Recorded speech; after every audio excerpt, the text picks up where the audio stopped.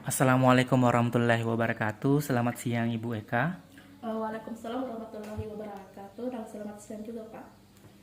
Mohon maaf, Bu, apakah saya bisa mengambil waktunya kalau Ibu tidak sibuk? Ya, siap. Kebetulan saat ini saya lagi sedang tidak sibuk. Ya, begini Bu. Jadi ada sebuah ilustrasi kasus yang akan saya ceritakan kepada Ibu dan sebentar di akhir saya akan meminta pendapat Ibu sebagai rekan sejawat saya di sekolah menanggapi kasus atau ilustrasi kasus nanti akan saya ceritakan. Kasusnya seperti ini, Bu.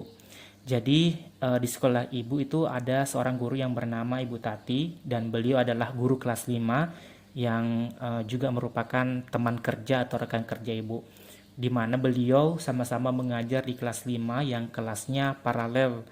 Nah, ruangan kelas Ibu Tati pun persis di sebelah ruangan kelas Ibu.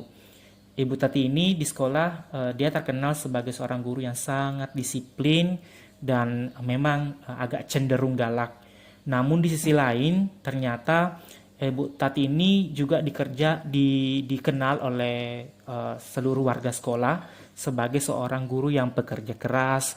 Kemudian murid-muridnya pun selalu mendapatkan nilai yang sangat baik. Sebagian murid sangat takut sebenarnya kepada Ibu Tati dan sebagian lain juga masih bisa menyesuaikan diri. Termasuk kepala sekolah dan orang tua murid juga sangat menghargai beliau.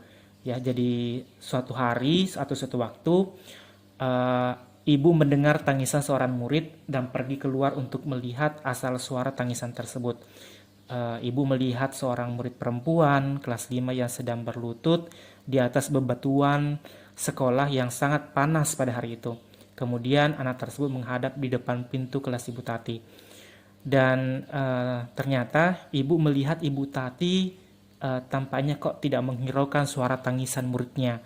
Dan beliau tetap melakukan aktivitasnya, tetap mengajar seperti biasanya. Namun Anda atau ibu melihat ada beberapa murid di kelas Ibu Tati yang mencoba untuk mencari pandangan keluar kelas, melihat temannya yang sedang menangis tersebut dan sedang berlutut di terik matahari. Kalau boleh saya tanya Bu, kira-kira kalau mendengarkan cerita tadi yang saya paparkan atau kasus tadi yang saya ceritakan, apa tanggapan Ibu atau apa yang harus Ibu lakukan mengenai kasus tersebut? Baiklah, sebagai teman sejawat, apabila saya menghadapi atau melihat kasus seperti yang dilakukan oleh Ibu Tati, menurut pendapat saya, yang saya harus lakukan pertama kali adalah bertanya pada anak perempuan yang menangis tersebut tentang sampai mengapa dia sampai dihukum di luar kelas.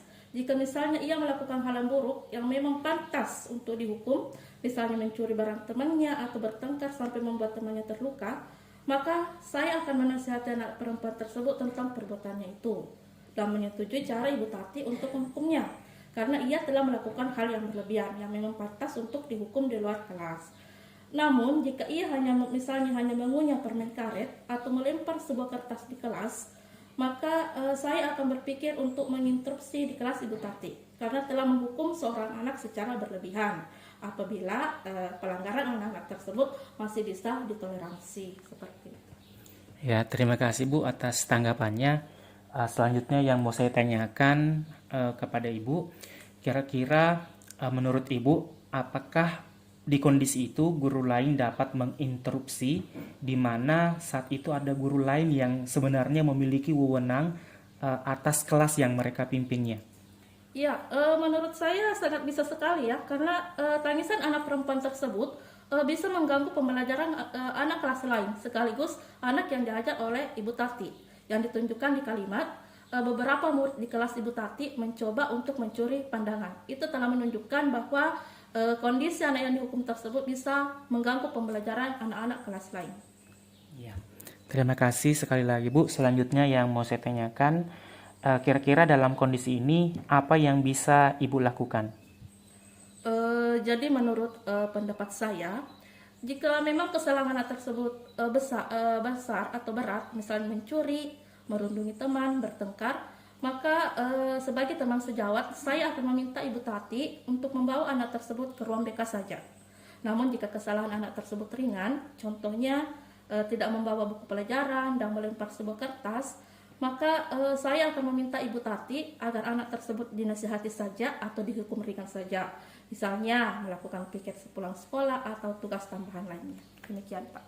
Iya, pertanyaan terakhir saya Bu mengenai kasus ini, kira-kira kalau misalnya kondisinya seperti itu, dapatkah Ibu menginterupsi? Kalau misalnya dapat, mengapa dan bagaimana? Kalau misalnya tidak, saya juga butuh alasannya mengapa dan bagaimana.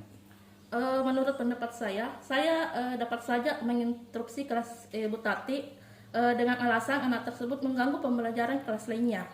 Lalu cara selanjutnya, saya meminta Ibu Tati membawa anak tersebut ke BK apabila kesalahan anak tersebut berat, atau memasukkan lagi ke dalam kelas dan melakukan hukuman sepantasnya jika kesalahan anak tersebut ringan. Ya, terima kasih Bu atas waktunya. Terima kasih atas tanggapannya mengenai kasus ini. Saya mohon pamit, saya harus ngajar kembali di kelas Bu. Assalamualaikum warahmatullahi wabarakatuh. Waalaikumsalam warahmatullahi wabarakatuh. Terima kasih kembali, Pak.